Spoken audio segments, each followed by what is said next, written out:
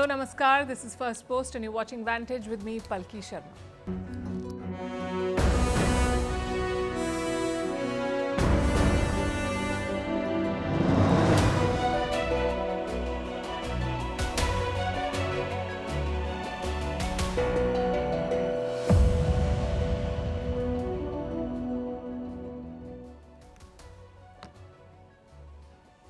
When it rains, it pours. That's the story of Volodymyr Zelensky's life. First a spat with the US president, then loss of American military support, then more attacks from Russia, and now the loss of villages that they had captured in Kursk.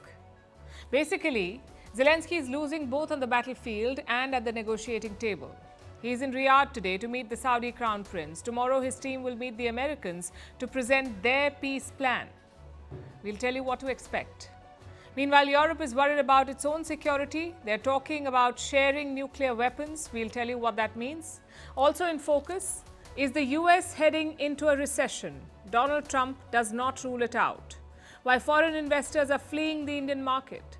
Who is Mark Carney, the new Prime Minister of Canada? Why Poland is sparring with America over Starlink?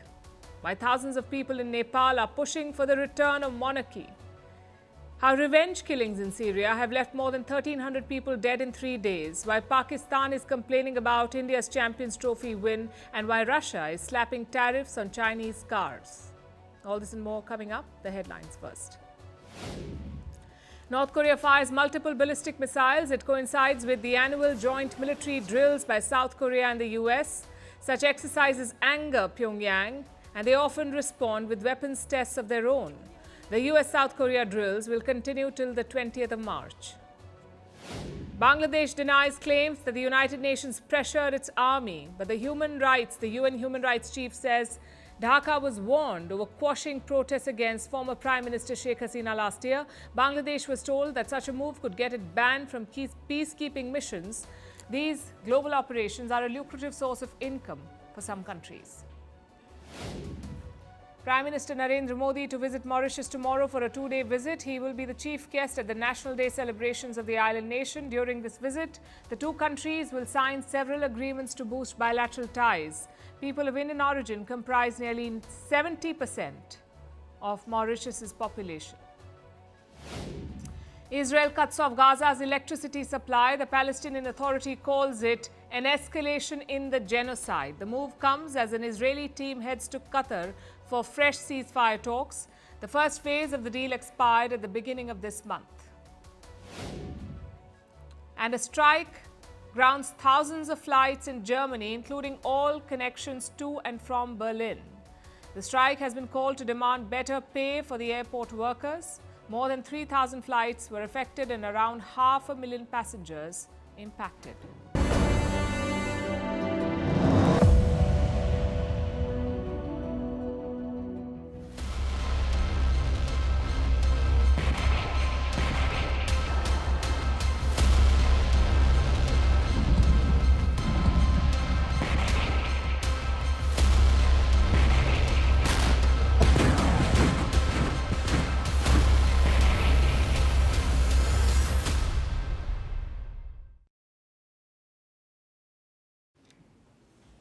It is a critical week for Ukraine and its leader Volodymyr Zelensky. A meeting is happening in Riyadh between officials from the US and Ukraine, and this meeting could decide Ukraine's fate. Meanwhile, on the battlefield, Ukrainian forces are under pressure. They're facing a barrage of attacks from Russia. Moscow is making gains. Over the weekend, it pulled off a massive attack. Take a look at this.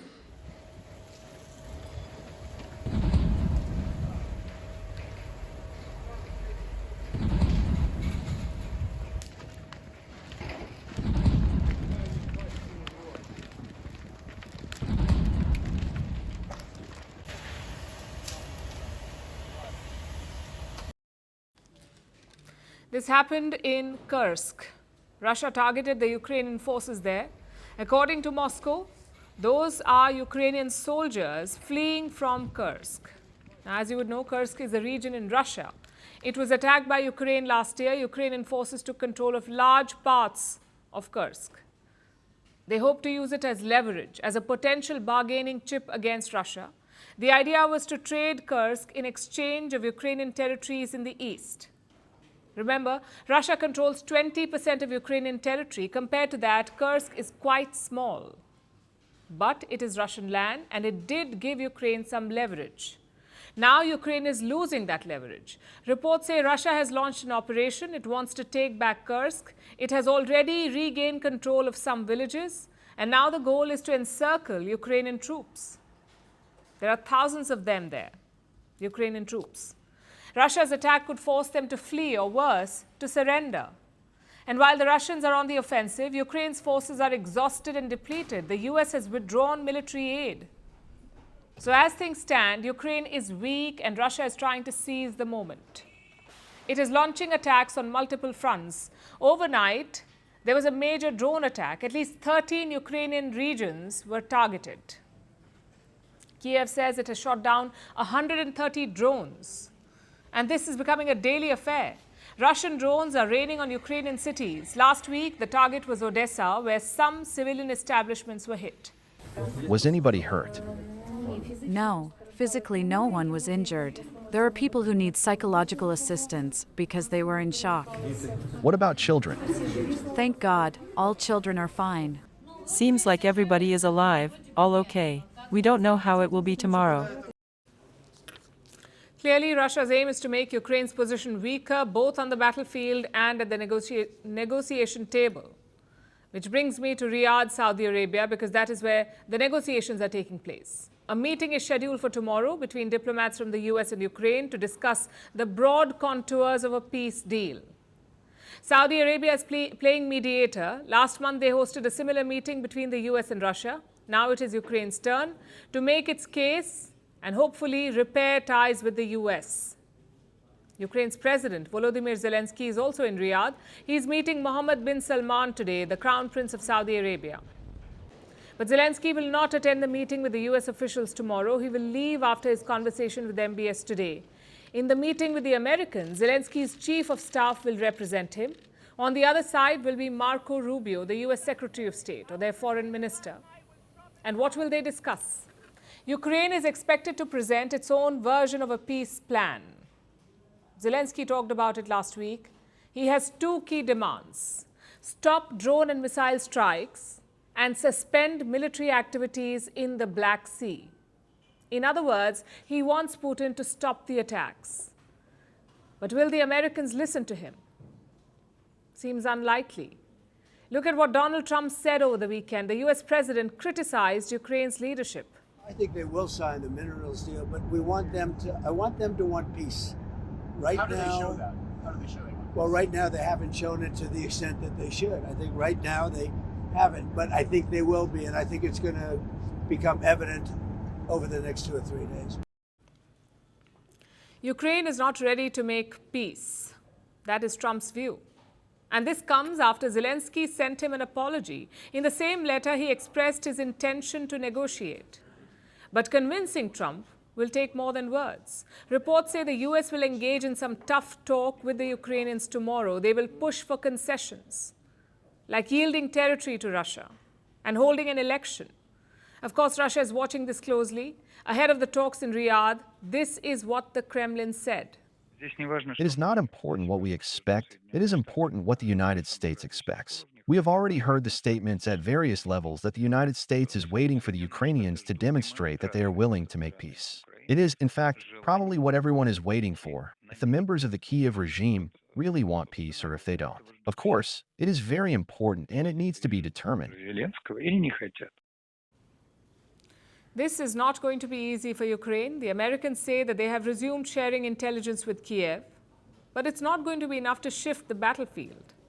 Ukraine needs weapons to keep fighting, weapons that America has now refused to send. So for President Zelensky, the choices are bleak: a bad peace deal or losing his country altogether.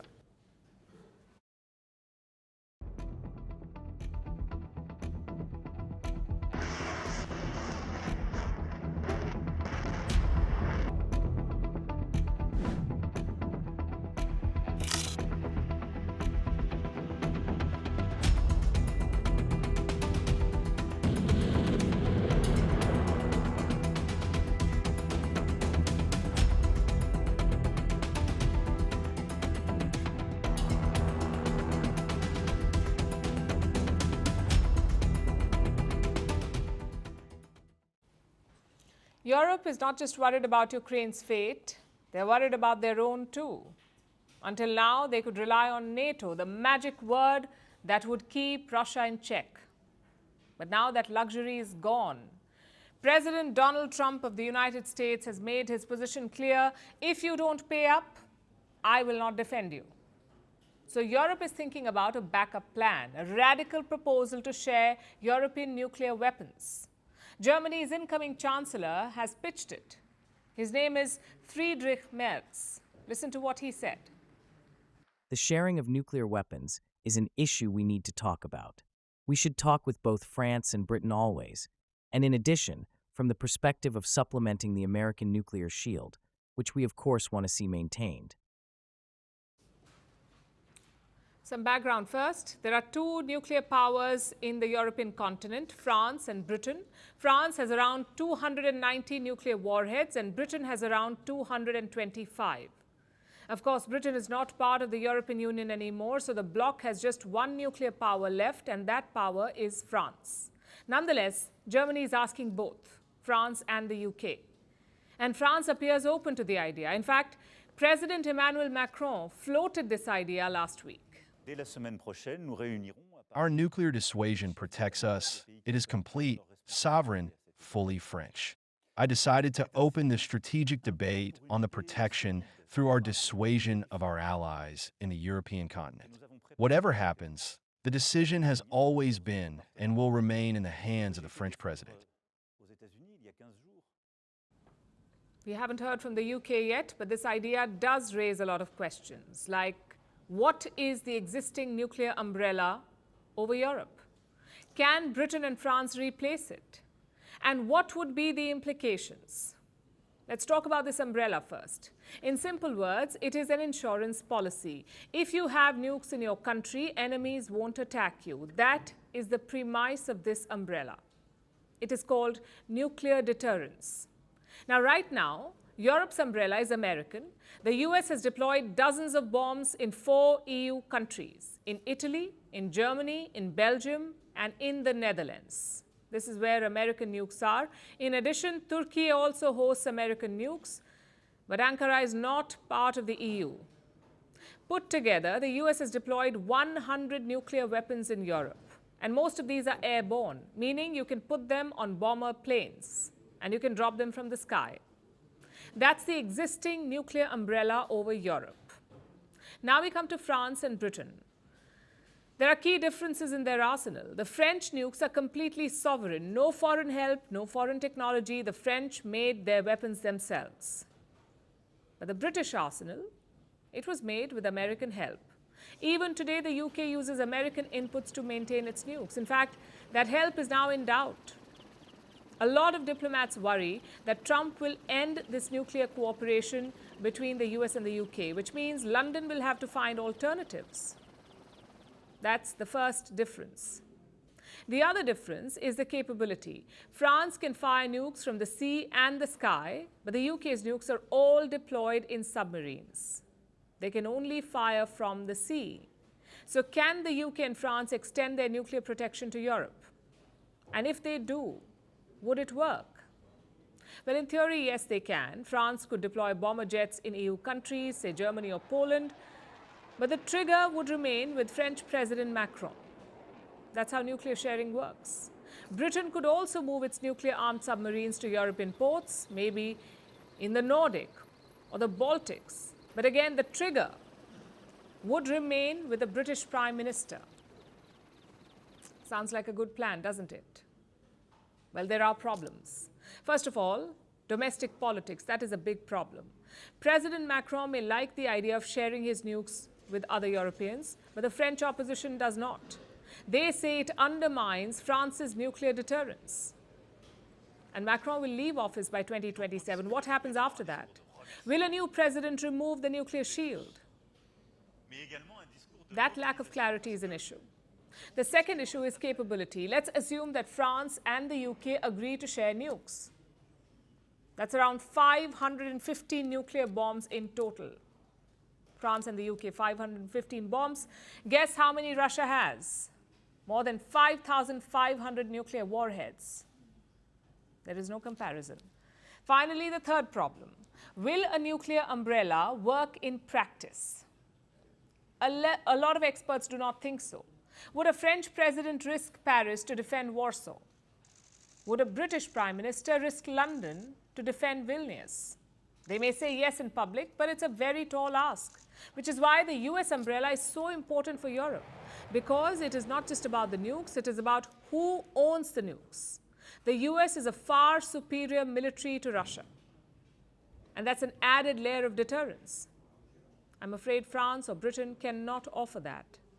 Even Germany's incoming chancellor knows that. He may want Britain and France to share their nukes, but he says it will not replace America's umbrella.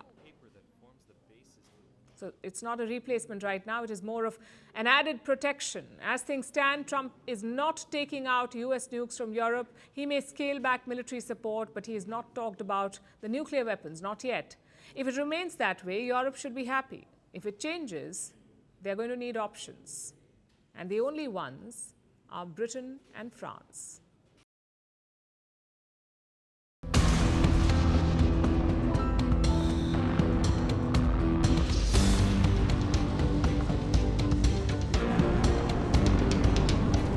But are you expecting a recession this year? I hate to predict things like that. Trump are hurting the economy.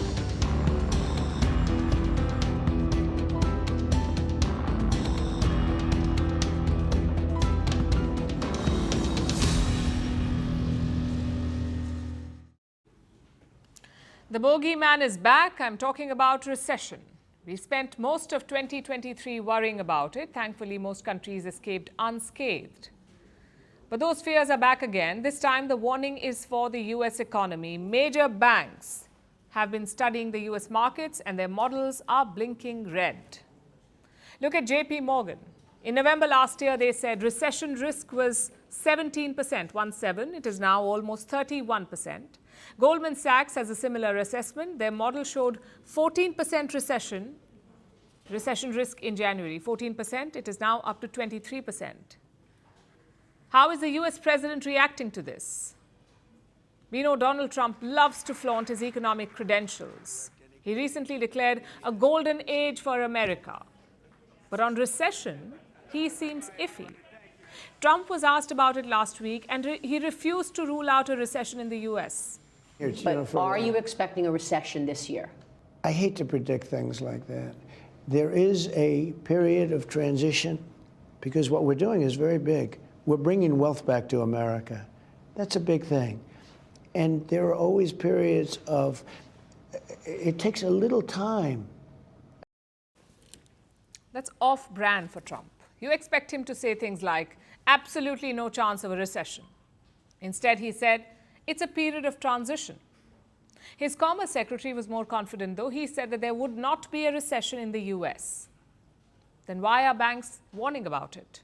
Why is the economic mood dull? Mainly because of three factors. Number one, the US markets are bleeding. The NASDAQ is more than 7% down in the last month.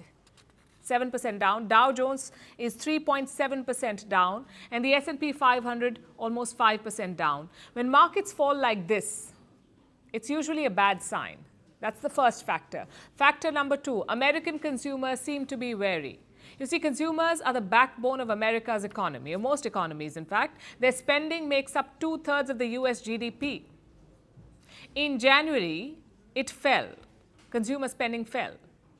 US consumer spending fell 0.2% in the month of January, and this was the first fall since March 2023, also the biggest monthly decrease in almost 4 years. So consumers are not feeling confident. They're not spending money.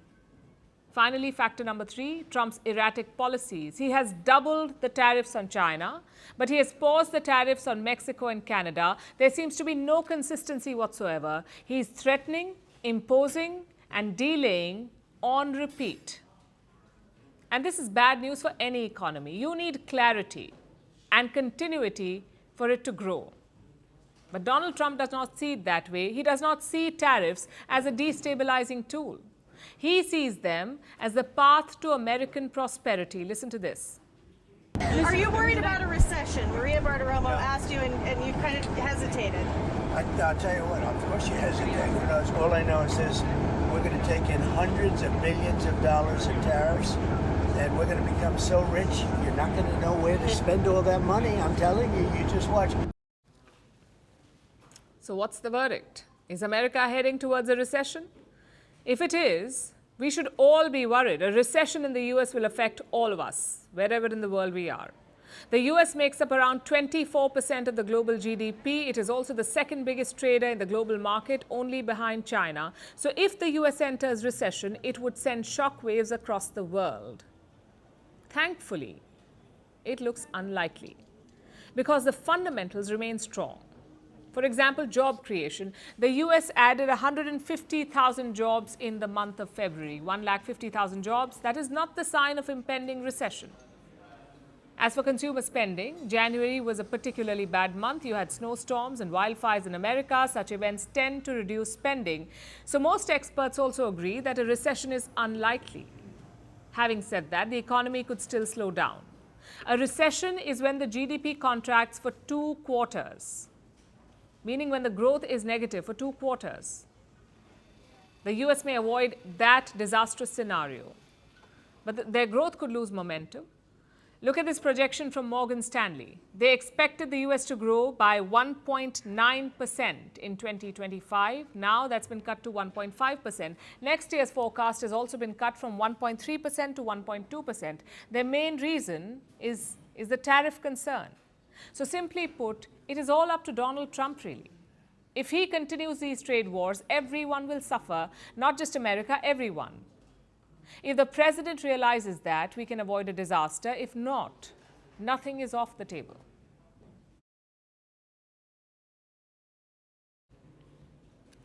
Trump's tariffs are shaking up markets everywhere, including here in India. Foreign investors are pulling out billions of dollars, and the month of March was particularly rough. Foreign investors withdrew over 24,000 crore rupees. That's more than $2 billion in this month so far. 2025 has been a year of sell-offs. So far, overseas investors have pulled some $15 billion from Indian stocks this year. Earlier, this was mostly driven by domestic factors like the economic slowdown and weak performance by India Inc. Several major companies changed their projections. More than 60% of them downgraded their profit projections last month. And these are companies listed on the Nifty 50 index. This is an index of India's top 50 companies. So basically 60% of India's top 50 companies revised projections and said that they will make less money. That's a problem. Add to this Donald Trump's tariff plans. They lit a spark. They accelerated the sell-off. Remember, Trump has relentlessly attacked India on the issue of tariffs. Consider what he said last Friday. India charges us massive tariffs, massive. You can't even sell anything into India. It's almost restrictive. It is restrictive. You know, we do very little business inside. They've agreed, by the way, they want to cut their tariffs way down now because somebody's finally exposing them for what they've done. His tone is far from friendly, and it's hurting not just Indians. This market shakeup is also bleeding American investors in India. The US is the largest source of FPIs in India. What are FPIs? Foreign portfolio investments. These are your big ticket investors. They often pool money from clients and make market bets on their behalf, on behalf of their clients. Earlier, American FPIs used to like the Indian market. About half of all FPI investment in India comes from the United States. But with stocks falling, these investors are also seeing heavy losses. Their portfolios have shrunk by as much as 20%, all because of the recent market decline. And that's not all. The declining rupee is making matters worse. Today, $1 was worth almost 88 Indian rupees. It was a bad day for the Indian currency. It recorded its worst single-day fall in a month. And when the rupee falls, the value of FPIs falls as well. It falls because these investors invest using their dollars, but their holdings here in India are in the rupee. So when they sell their investments, they will get fewer dollars in return. It's basically a loss of value. Look at these numbers from September 2024. US-based FPIs own shares worth almost $400 billion in Indian companies. $400 billion in September 2024. And what's the value of that investment now? Some $304 billion. So that is a decline of about 24%. What does this mean for the Indian markets? In the short term, more choppy waters, there could be more volatility in the coming weeks. Indian markets began falling towards the end of last year, 2024. So far, the rout has wiped off over $1 trillion. Experts say recovery is going to take time. US banking giant Goldman Sachs has released a projection. It says the worst may be over for the Indian markets, but the month of April is going to be critical because that is when Trump will decide on imposing reciprocal tariffs on India. He's been talking about it. The US president wants to impose tit-for-tat tariffs or reciprocal tariffs. He could target Indian exports to the United States, and he has set a deadline of April 2nd for that decision. India charges us auto tariffs higher than 100%. And so on April 2nd, I wanted to make it April 1st, but I didn't want to be accused of April Fool's Day. That's not, just one day cost us a lot of money. But we're going to do it in April. I'm a very superstitious person. April 2nd, reciprocal tariffs kick in.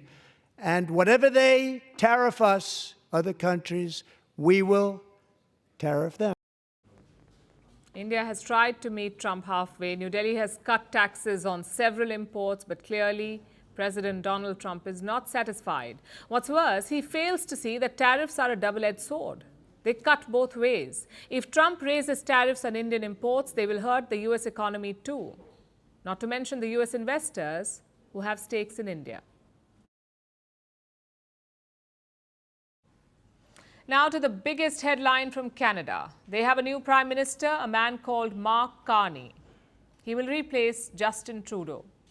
Remember, Trudeau resigned in January. In fact, he was forced to resign after 9 years in power. His party is the Liberal Party. They started scouting for a new leader. There were many names in the ring, but in the end, they chose Mark Carney. He won nearly 86% of the ballots cast. Now, Carney is no stranger to leadership. He was once the governor for Bank of Canada. He led the Bank of England too. He was a special UN envoy. So his resume is stacked. But here's the twist. He has never held a political position. I know that these are dark days. Dark days brought on by a country we can no longer trust. We are getting over the shock, but let us never forget the lessons. We have to look after ourselves, and we have to look out for each other. We need to pull together. So who is Mark Carney? Why did the Liberals pick him? And is he the right leader for Canada, especially with the trade war brewing with the United States? We'll try to answer all of this. Mark Carney was born in Fort Smith. It's a small Canadian town near the Arctic. Both his parents were teachers. Carney first studied at Harvard, then he went on to Oxford, and from there he ended up at Goldman Sachs, working as an investment banker. That's his initial career. But Carney wanted to do more, so he joined the Canadian Civil Services. In 2007, he was appointed as the governor of the Bank of Canada. He helmed the bank through the global financial crisis in 2008. His decisive actions earned him a lot of praise. Soon he was poached by another bank, the Bank of England. He was the first non-Briton to lead the bank in its 300-year history. Here, Carney's skills were tested by another event, Brexit. Carney was initially against the UK leaving the European Union. He warned of adverse effects on the economy. Because there are effects that can happen in the real economy, and there are effects that can happen in the financial system. And if we don't deliver on financial stability, then the financial system will absolutely amplify and make worse the effects in the real economy. His stance was not very popular, but the verdict on his handling of Brexit was near unanimous. Carney is said to have done a great job navigating the Brexit storm. He minimized the effects of the breakup. So there are no doubts about his economic credentials. He's clearly very good at his job. To be absolutely clear. But he's untested in his new job. He has no political experience. He has never run for office. He is not a member of parliament. In fact, he will be the first Canadian prime minister with no political experience whatsoever. So why did the Liberals choose him? Reason number one is the contrast that he presents. For nearly a decade, the Liberals were led by Justin Trudeau. He came from a political family. He was said to be charming. He got people to listen to him. But charisma can only get you so far. Trudeau's reign took the Liberals to an all-time low. His approval ratings plunged and his party struggled. Mike Carney is the complete opposite. He's what many people call a boring guy. He definitely does not have Trudeau's so-called charm. He's a technocrat, not even a politician by trade, and most importantly, unlike Justin Trudeau, he does not make false accusations. Yes, I'm talking about the false charges against India. Mark Carney says he wants to build ties with India, and the Liberals believe that this calm demeanor can be his asset, especially in the current political climate, which is reason number two. Donald Trump is escalating a trade war with Canada, like with many other countries. In February, he announced a 25% tariff on Canadian goods. Then he delayed it for a month. Then in March, he reimposed the tariffs, and then he paused them again. But the pause was only for some goods, and Trump is not done yet. He's not backing down. He's threatening tariffs again next month. All of this has left Canadians in shock. Their disbelief has given way to anger. They're booing the US national anthem.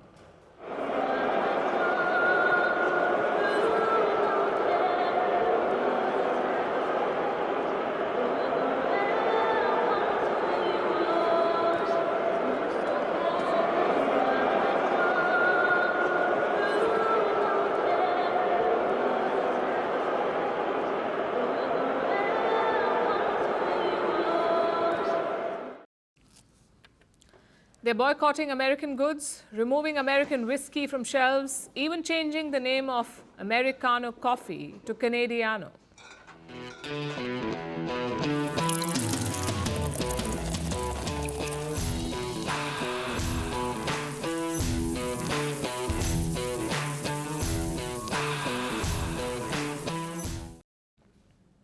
Well, this is the climate in which Mark Carney has to lead, and he believes that he's up for it.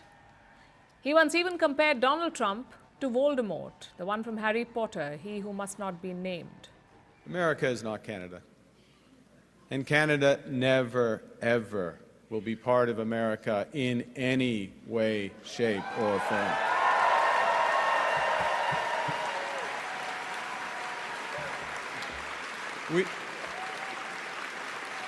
Look,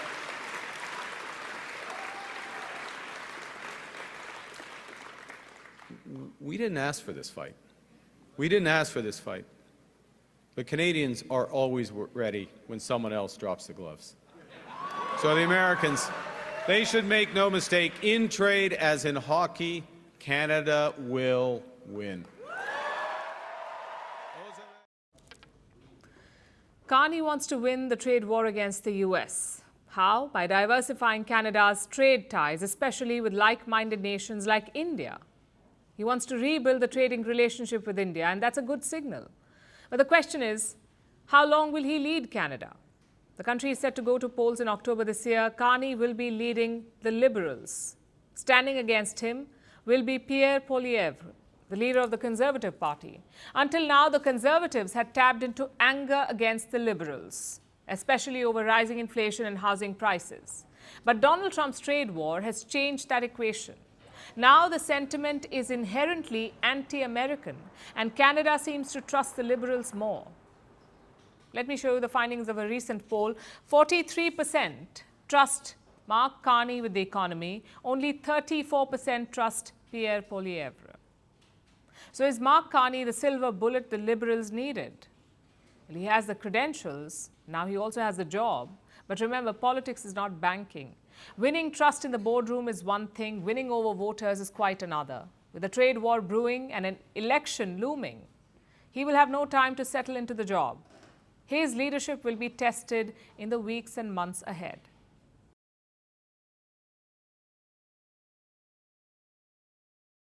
Our next story is about Starlink. It's a satellite internet service controlled by Elon Musk. Starlink has been instrumental in the Ukraine war. It was a lifeline for Ukrainian troops on the front lines. It allowed them to communicate in a war zone. But yesterday, Elon Musk sent alarm bells ringing. He said that Ukrainian forces would quote-unquote collapse if he turned Starlink off. And that statement triggered a spat between Musk, Poland's foreign minister, and US Secretary of State Marco Rubio. It also highlighted the fact that Musk controls the off switch, giving him direct control over the Ukraine war and the affairs of countries where Starlink operates. Here's our report. It was a typical Sunday, well, typical for the times.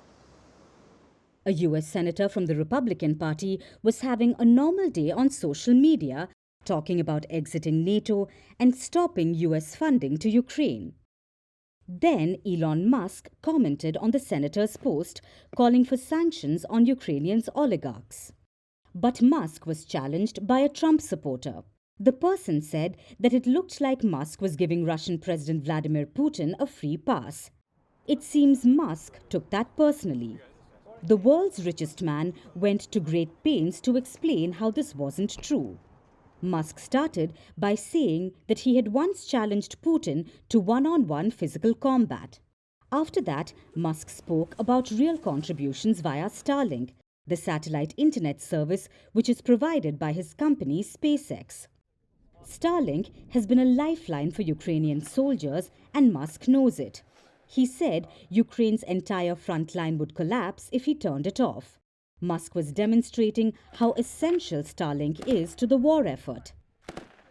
But his comment sent alarm bells ringing.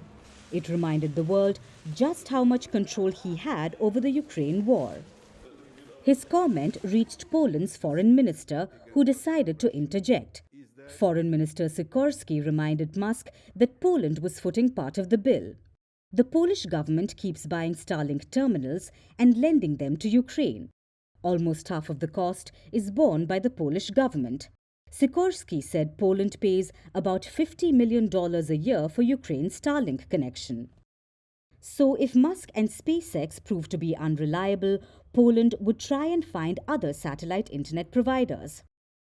The Polish foreign minister also accused Musk of threatening the victim of aggression. Musk didn't really do that. If you look at his post again, Musk doesn't say that he will cut off Ukraine's Starlink connection. He was just lauding Starlink over his critics, to prove that he didn't support Putin. So the Polish foreign minister was wrong about that, and his American counterpart took offense. The US Secretary of State Marco Rubio jumped into the online spat. He accused Sikorski of just making things up and said no one has made any threats about cutting Ukraine off from Starlink. Then Rubio went a step further, telling the Polish minister to say thank you. Rubio claimed that without Starlink, Ukraine would have lost long ago and Russia would be at Poland's border. On a side note, Russia already borders Poland through its exclave Kaliningrad. But Rubio probably wasn't being literal in his post. Nevertheless, the Polish foreign minister said thank you and that Europe and the United States could help Ukraine achieve a just peace. Meanwhile, Elon Musk also responded to the Polish foreign minister. Musk called him a small man and told him to be quiet. Musk said that Poland only paid a tiny fraction of the cost for Starlink and that there was no substitute for the service. Later, Musk put out a clarification. He said Starlink will never turn off its terminals and he would never use the service as a bargaining chip. As reassuring as that social media post is, again, Musk just reminded the world that he could switch it off if he wanted to, but he won't because of his magnanimity and benevolence. How many countries would like to bet on that? How many countries are fine with Musk having so much control? Ukraine doesn't have a choice at the moment. It's in the middle of a war. Switching to a new satellite internet service will come at a heavy cost, both in terms of money and lives. Starlink helps keep the country connected for the most part. Starlink coverage doesn't extend to the borders and Russia-occupied Crimea or the Donbas. Nevertheless, it's essential for Ukraine's forces. But what about other nations? Countries at peace who are contemplating letting Starlink enter their market. If times get tough, will they be willing to bear with Musk's insults or Rubio's demand for a thank you? Poland's Prime Minister Donald Tusk put out this message after the spat. It's definitely something to think about.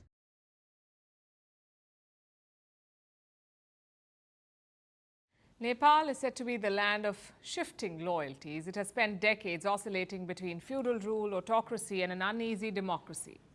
The monarchy was once the heart of the nation, but it crumbled in the wake of a massacre. 2 decades later, tens of thousands of people in Nepal want it back. They want the king restored. And the question is why? Why is Nepal romanticizing a flawed past?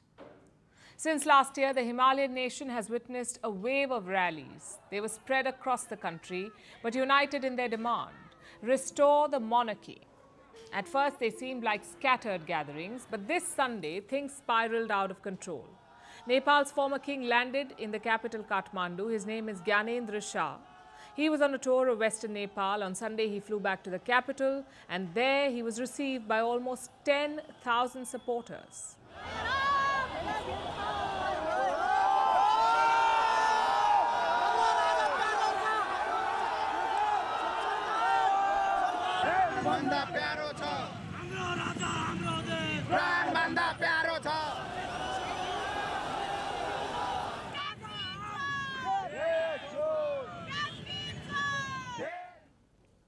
The huge crowd, as you saw, chanted slogans: "We want monarchy," "Vacate the royal palace for the king," "Come back, king, save the country." This is what they said. The crowd also included members of the RPP, the Rashtriya Prajatantra Party.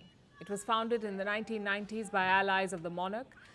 They have long rallied to bring back the monarchy, and the crowd seemed to agree. The country faces instability, prices are high, people are jobless, and there is a lack of education and healthcare facilities.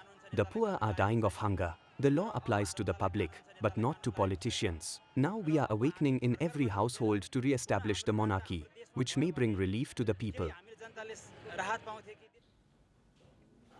A quick primer first. In 2001, King Birendra was the face of Nepal's monarchy. He wanted to make the kingdom more democratic, but his family did not support this. That year, on June 1st, tragedy struck the family.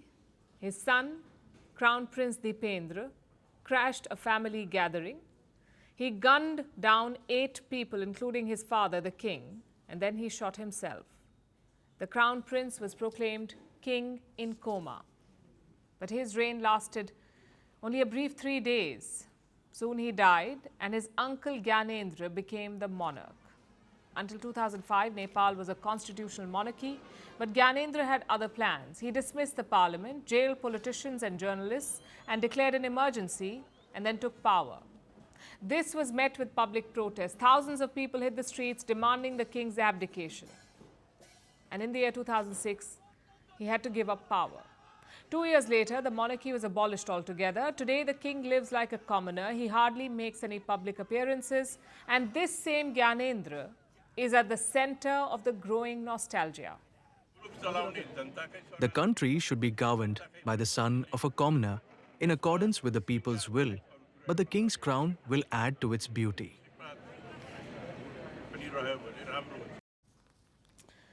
So why do the people want him back?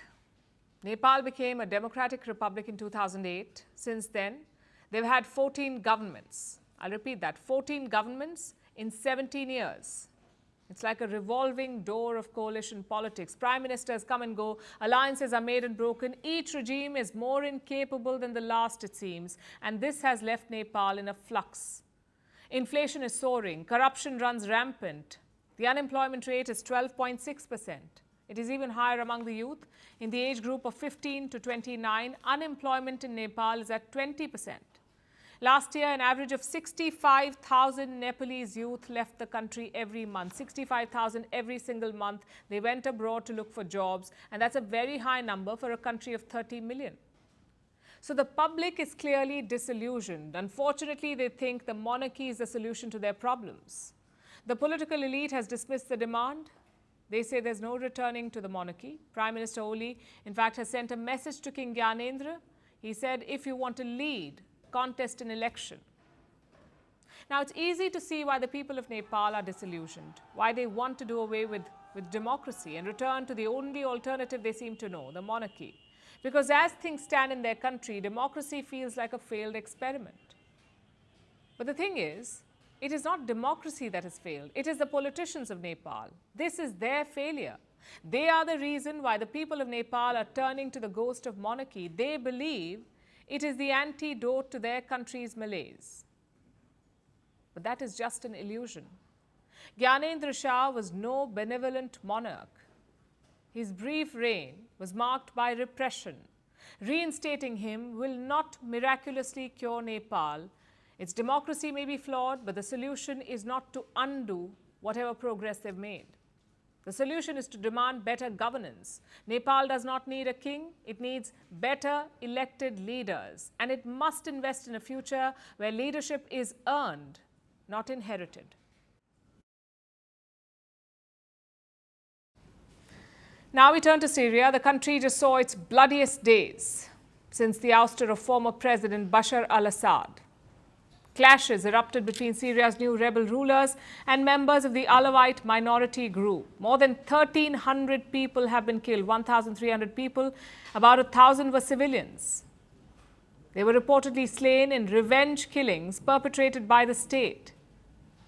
Syria's new president, the former rebel leader Ahmad al-Shara, has called for peace and calm. He has promised to punish the people who kill civilians.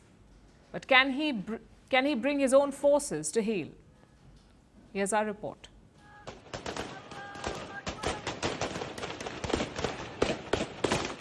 At least 1,300 people dead. About 973 of them civilians. Horrifying tales of summary executions. And bodies left to rot in the streets. This is what has been taking place in Syria since last Thursday. Tensions came to a boil and erupted in mass violence. People in the country are calling for peace. They've seen enough war and bloodshed. We do not want revenge. Those who violated rules and killed and spilled Syrian blood should be held fairly accountable and executed in Marj Square. But the innocent people have nothing to do with it. Families, doctors, pharmacists died on the ground, and they cannot bury their bodies. This is forbidden. Syrian people are one. No to sectarianism. Stop the sedition. The blood of a Syrian on another Syrian is forbidden. We must build the free Syria, the new Syria, hand by hand. Syria has been in a state of flux ever since their longtime leader, Bashar al-Assad, was ousted. He was forced to flee after armed rebels overthrew his government. This was in December. Tensions have been bubbling ever since between the new rebel rulers and Syria's Alawite minority community. This is the community that Bashar al-Assad belongs to. They are thought to have benefited from his rule, while everyone else suffered. Syria is a diverse country, made up of different religious and ethnic groups. The rebels who overthrew Bashar al-Assad are mostly from the majority Sunni Arab community. They are spread across most of the country. The Alawites are concentrated along the coast. This includes some former members of Bashar al-Assad's regime. Mountains and forests in the region have allowed the Assad loyalists to hide and regroup. Some 5,000 pro-Assad insurgents are reportedly in the area. Clashes erupted last Thursday between the Assad loyalists and Syria's new security forces. Around 148 insurgents have died in the fighting, and about 125 members of the security forces. But the violence wasn't contained to just armed combatants. The security forces were seen in helicopters, dropping bombs over the Alawite majority areas. The forces entered coastal towns en masse and reports say they engaged in summary executions. Syria's new president is this man, Ahmed al-Shara. He's a former rebel leader who went by the pseudonym Abu Muhammad al-Julani. Al-Shara made this announcement yesterday. We find ourselves facing a new danger represented by the attempts of the remnants of the former regime and the external parties behind them to create a new sedition and drag our country into a civil war, aiming to divide it and destroy its unity and stability. We confirm that we will hold accountable, with all firmness and without leniency, anyone who was involved in the bloodshed of civilians or harmed our people, or who exceeded the powers of the state or exploited power to achieve his own goals. Al-Shara says that the Assad loyalists want to start a new civil war. He also claims that they're being backed by external parties. He has told them to surrender. Meanwhile, Al-Shara says that his own forces will also be held accountable. A new committee has been announced to investigate the killings of civilians. But will it really be impartial? Will it be able to punish the offending rebel security forces? The violence in Syria seems to have subsided for now, but there's still a long way to go for justice to prevail.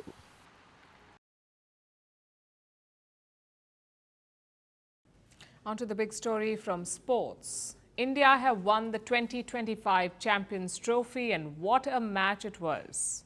We lost our 15th consecutive toss in one-day matches, which in itself is a story.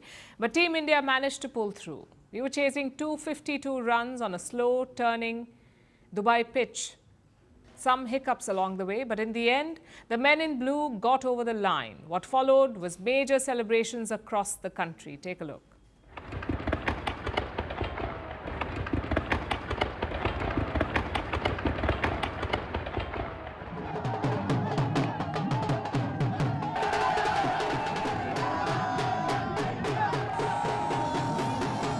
Brilliant performance by Team India.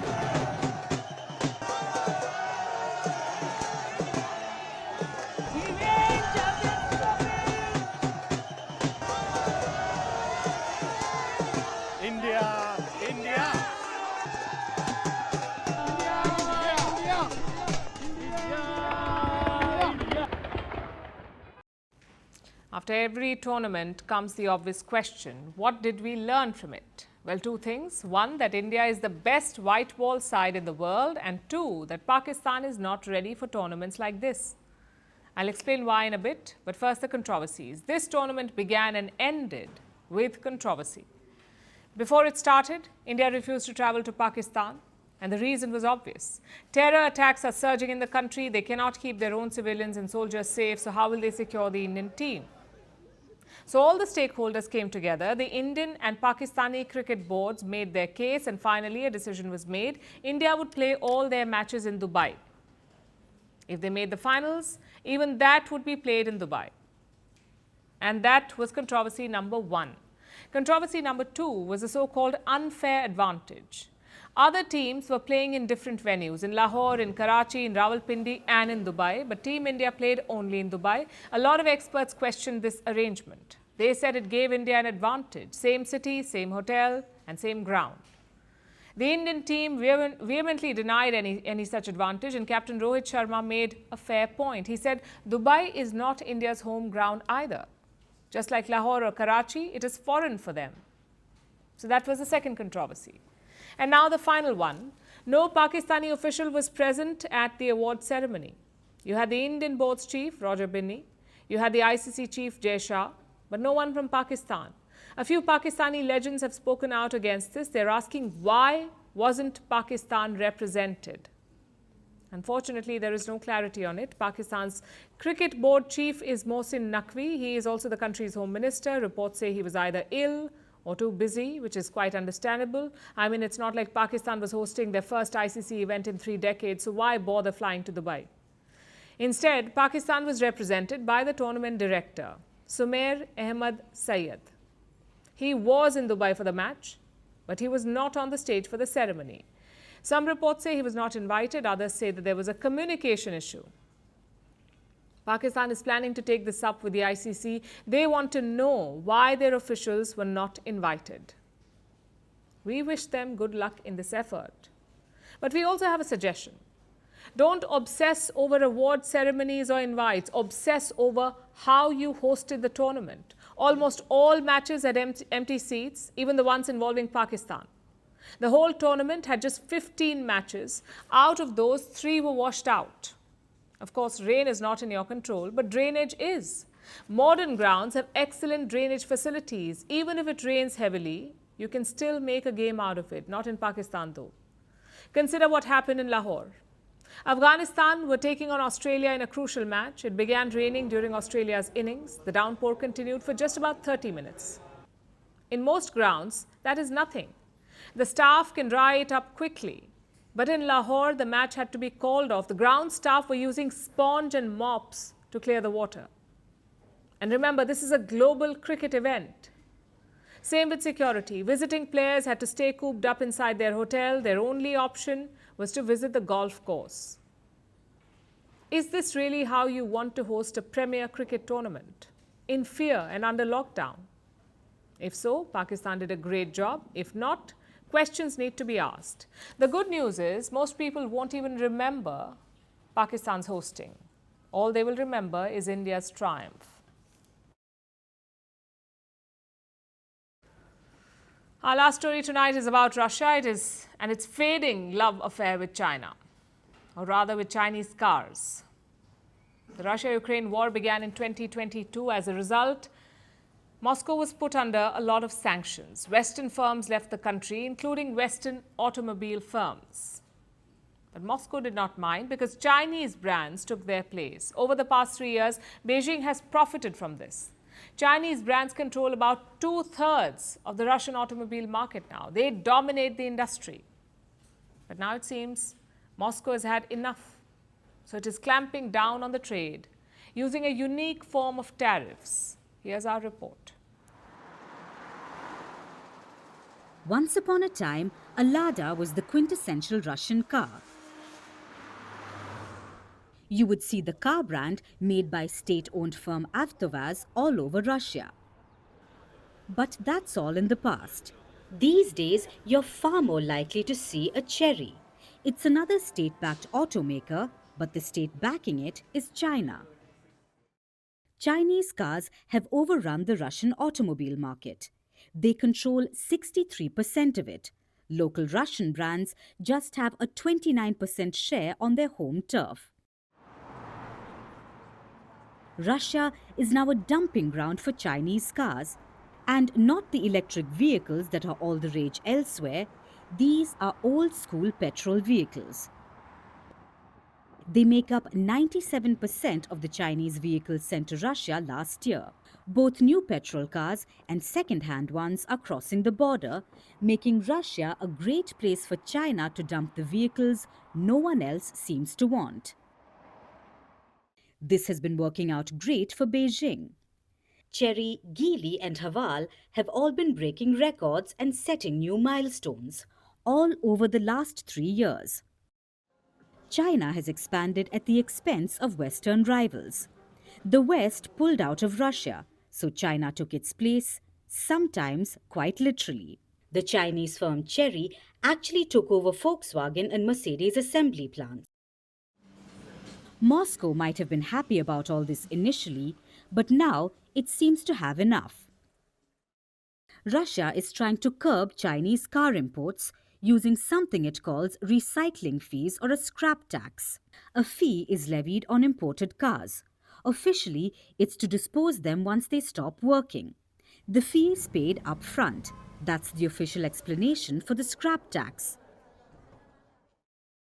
But in reality, it's an easy way for Russia to crank up the prices of imported vehicles. Increase the scrap tax and the imported cars become more expensive, because importers will just pass on the extra costs to the end consumers. Basically, it's exactly how a tariff works.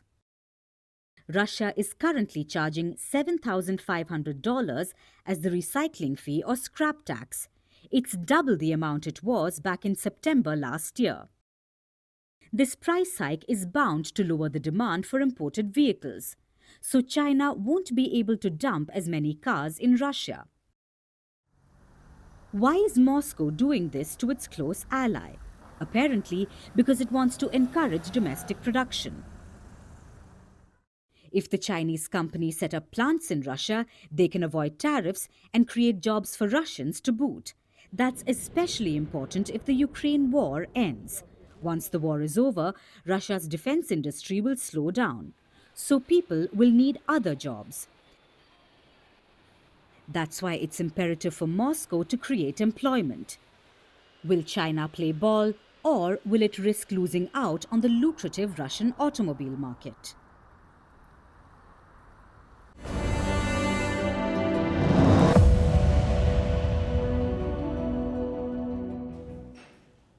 The internet is just talking about one thing today, at least here in India, and that is the Champions Trophy. Everyone is praising India's performance, but spare a thought for Pakistan. What will they do with all that unused fireworks stock? On second thoughts, let's not give them ideas, especially not their army. Besides, today is all about Team India. The internet is flooded with memes celebrating the victory. The meme fest began along with India's chase. I guess it's become a coping mechanism for a lot of fans. Take a look.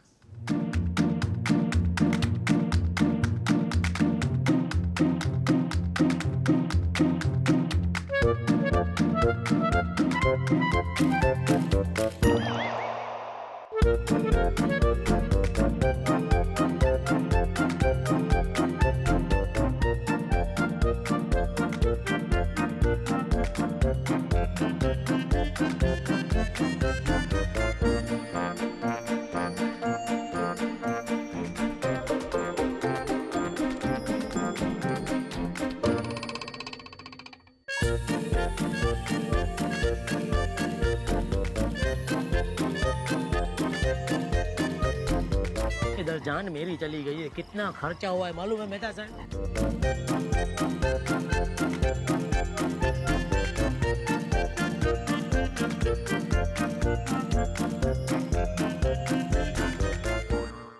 Now it's time for Vantage shots, images that tell the story.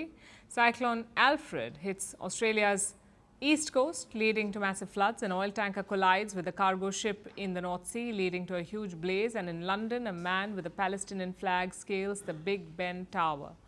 Finally, we're taking you back in history. On this day in 1959, thousands of Tibetans protested against Chinese rule in Lhasa. The uprising was a response to increasing Chinese control over Tibet, sparking fears of an attempt to abduct the Dalai Lama. The protesters demanded independence, but the resistance was ultimately crushed, leading to the Dalai Lama's exile in India. We're leaving you on that note. Thank you for watching. We'll see you tomorrow.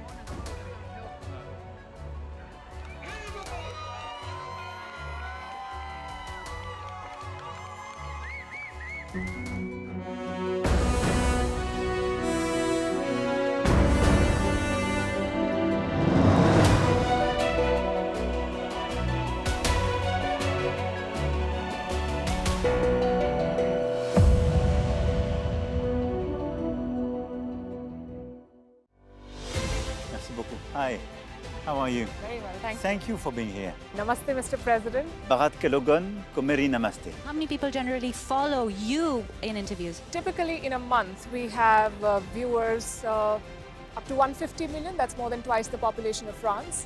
And in the last 2 years, we had 3 billion viewers. So I say, Laurent, this is your chance to be famous. You're on Firstpost. One word to describe your equation with Prime Minister Modi. Amitié. As India and France work together, are you creating a new era of non-alignment in the technology space? India is a training superpower. 1 million engineers a year, more than all of Europe and the US combined. So we have that partnership. We have a partnership on the environment and the economy. We also have civilian nuclear programs, and that is something we've developed far beyond the France-India relationship. So we want to work together on AI. And then comes China with its DeepSeek, creating models at a fraction of the cost. Did that innovation take you by surprise? Did that breakthrough make you sit up and think, what did the Chinese do and how? But what did DeepSeek do? They took everything that was already available from the last AI model, and then they recalibrated it. So are you going to ban Chinese AI in France? So we don't have this American approach of banning tech because of where it comes from.